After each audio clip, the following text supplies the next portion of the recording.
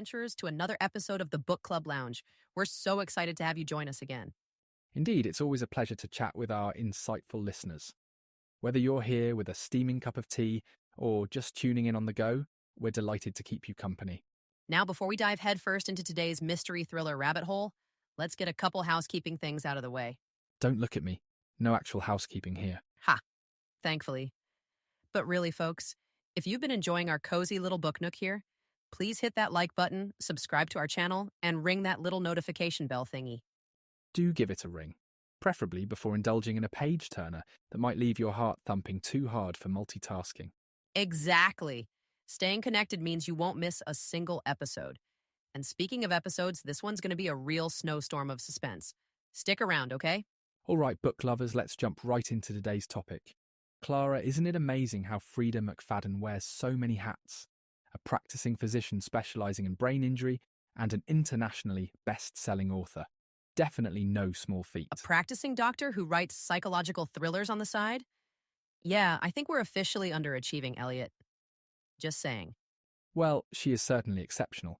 Her expertise clearly informs her work, doesn't it?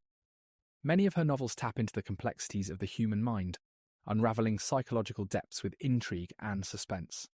In The Crash, for instance, some reviewers have noted the tension feels almost visceral, like you're trapped alongside the protagonist. But then there's the flip side. Critics and some readers, brace yourself, feel this one didn't quite pack the punch of her earlier books. Like the tension melted away a little too fast. You know, like chocolate left on a dashboard in July.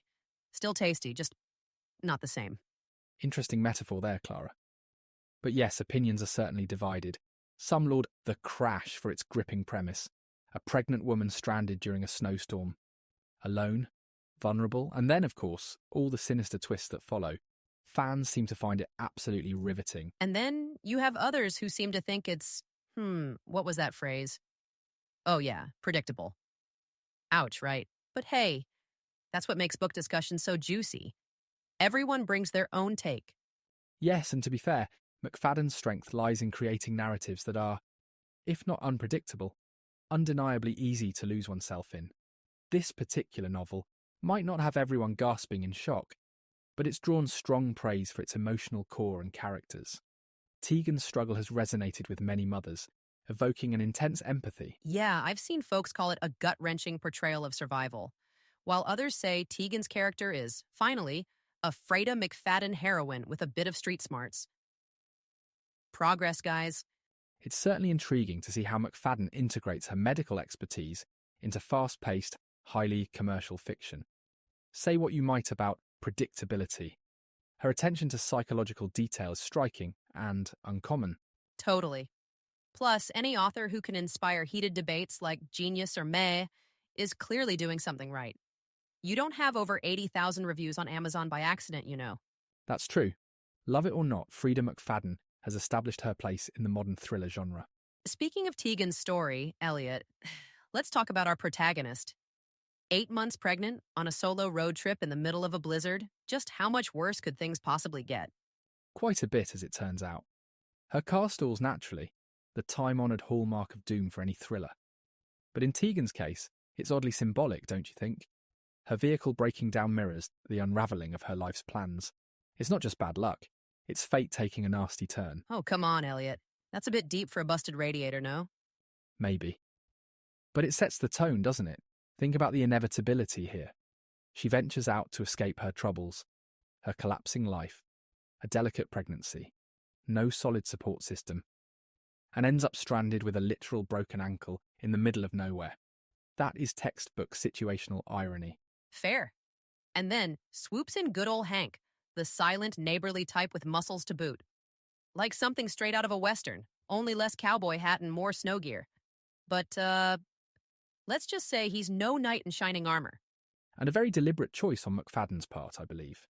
Readers are conditioned to trust the helpful stranger in a situation like this. For Hank, though, his sheer physicality complicates that trust. He looms rather than reassures. Right? The scene where he just keeps glancing at her, sizing her up, and Tegan's thinking, this guy could snap me like a twig.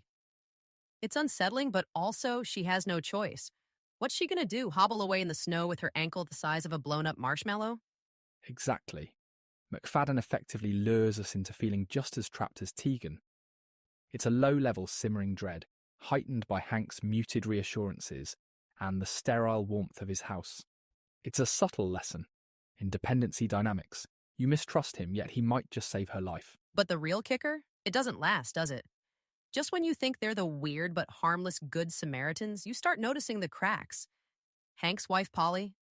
The overly helpful caregiver with a touch of, how should I put this, overzealous attention. It's unsettling from the get-go. A medical background doesn't quite explain her obsessive interest in Tegan, now does it? Totally. The perpetual hovering, the too smooth reassurances. It's like she's trying to convince herself as much as Tegan. Makes your skin crawl just thinking about it. And yet, Clara, this part of the narrative is cleverly ambiguous. McFadden doesn't tip her hand too soon. Is Polly just eccentric, overcompensating for the loneliness of rural life? Or is there something far more nefarious lurking beneath her forced cheeriness? Ugh, don't remind me of that overly cheery, "you're safe here" line she keeps saying. Gave me goosebumps every time. Spoiler alert. It's rarely true in thrillers. Anyway, if we're rating places to hold up during a snowstorm, I'm giving this cabin a solid F for vibes. And the chapter leaves us poised but uneasy, doesn't it?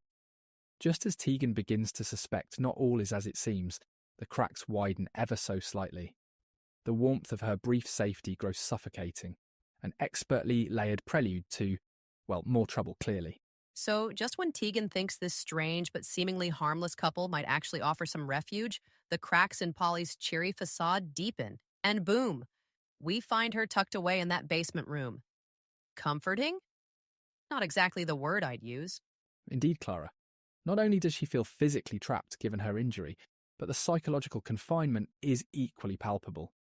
She's at their mercy, reliant on both Hank and Polly for everything. Oh, and the room. It's barely welcoming at all. And Polly's excuse? We just spruced it up for you. Like, does she expect applause? It's, what, an actual hospital bed? And those creepy medical supplies? Total red flag parade.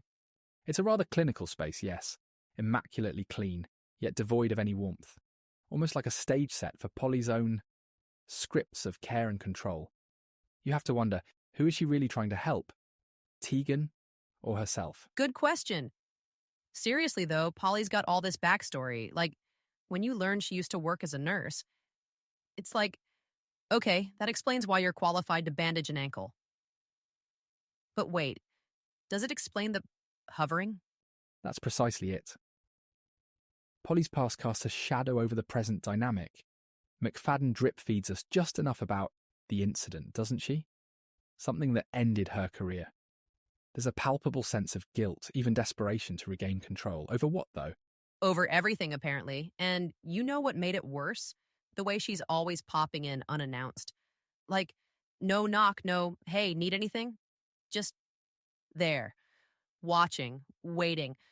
I swear, if I were Tegan, I'd lose my mind. Well, Polly's unrelenting presence heightens the atmosphere of surveillance, which, frankly, is nerve-wracking. And then McFadden throws in the neighbours. Oh my God, yes, the neighbors. Talk about adding fuel to the fire. Perfect strangers showing up with groceries out of nowhere, chatting like everything's normal, and you're just thinking, are they part of this weird vibe too? Precisely. They compound the unease as their pleasantries feel rehearsed, even performative. McFadden uses them brilliantly as foils, not adding clarity, but rather diffusing suspicion unevenly. Are they oblivious or complicit? It's got to be the latter, right? Because when one of them casually mentions some past tragedy related to Polly, like whispers about trust issues, I'm basically screaming, who says that? Literal chill down my spine. Is a prime example of how McFadden layers suspense, mistrust building in both small interactions and broader circumstances. Every circumstantial kindness seems laced with ulterior motives, isolating Tegan further in her predicament. And seriously, when Polly brings out those old baby clothes at the end of that chapter, my thought was like, nope, nope, nope. It's not sweet or nostalgic. It's creepy. Yes, a facade of sentimentality masking something far more troubling. These little gestures not only unsettle Tegan, but they keep us, as readers or observers, entirely off balance too. Definitely. And okay, I'll stop there before I spoil the whole build-up for everyone not caught up yet. But man, the tension is next level. Like, you're holding your breath through every interaction. You feel it too, right? All right, look, Elliot. Just when you think you've got Polly pegged with her controlling, unsettling vibe, McFadden takes it up another notch. So when Tegan starts piecing together their bizarre, fragmented motives, it's like every decision she makes becomes a gamble between survival or something far worse. Right, these chapters ramp up the stakes considerably.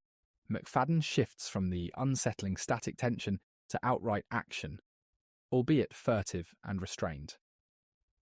Tegan begins exploring her captivity, poking at the edges of her situation for weaknesses. Which, can I just say, takes guts.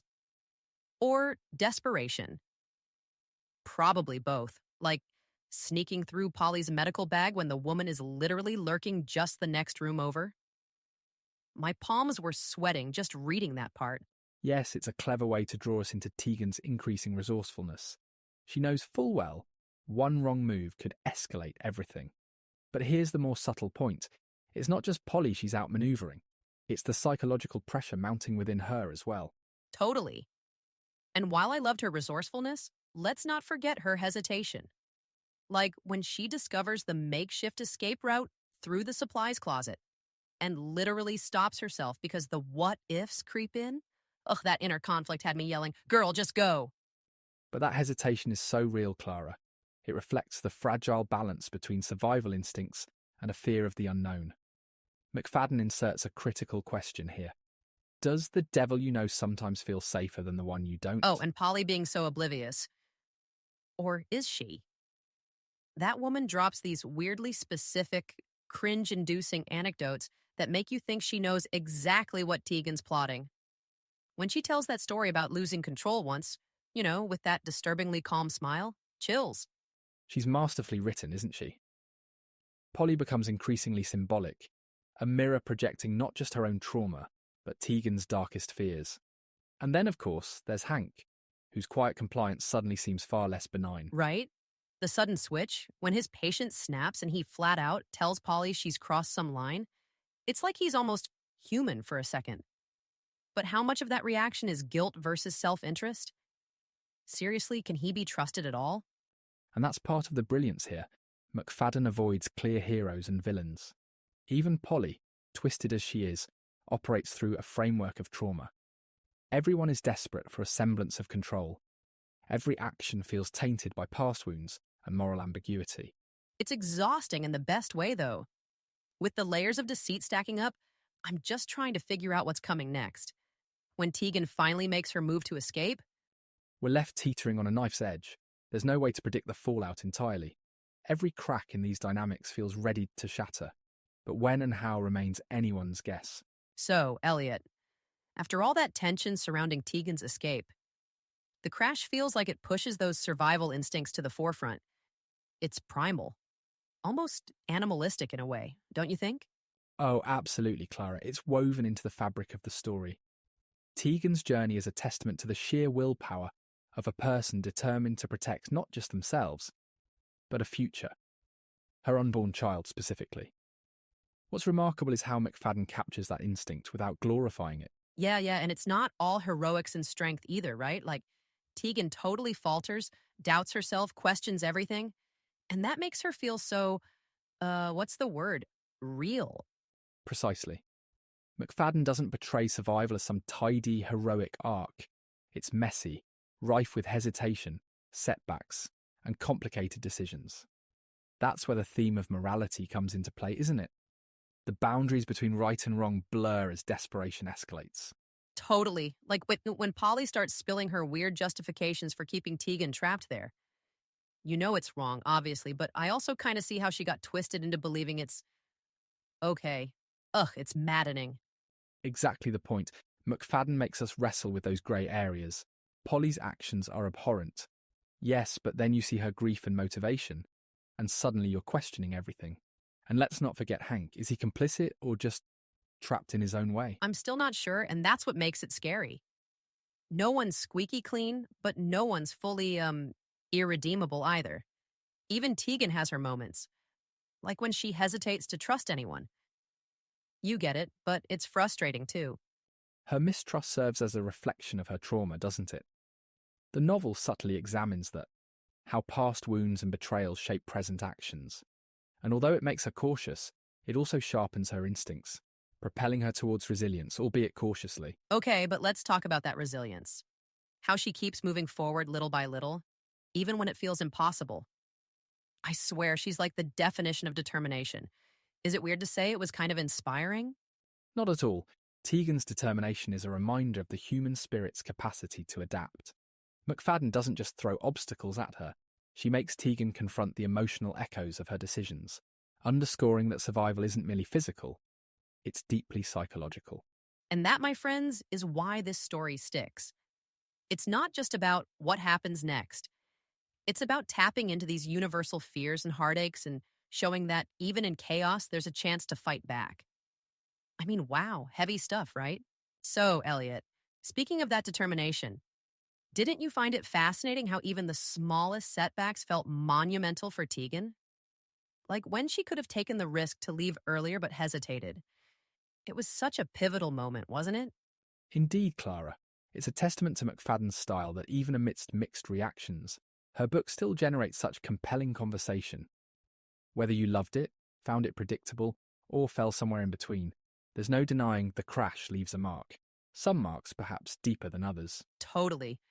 And I don't know about you guys listening, but this one was such a fascinating blend of suspense, character struggles, and moral gray zones. Honestly, I kind of still can't decide if Polly is more tragic or maniacal, and that, I think, is the brilliance of it. Quite so. McFadden crafts her stories to linger long after the last page, forcing us to grapple with themes of survival, morality, and trust. It's the reason her readership continues to grow, even as opinions about individual plots and twists vary. Exactly. And hey, just because we're wrapping things up here doesn't mean the fun stops.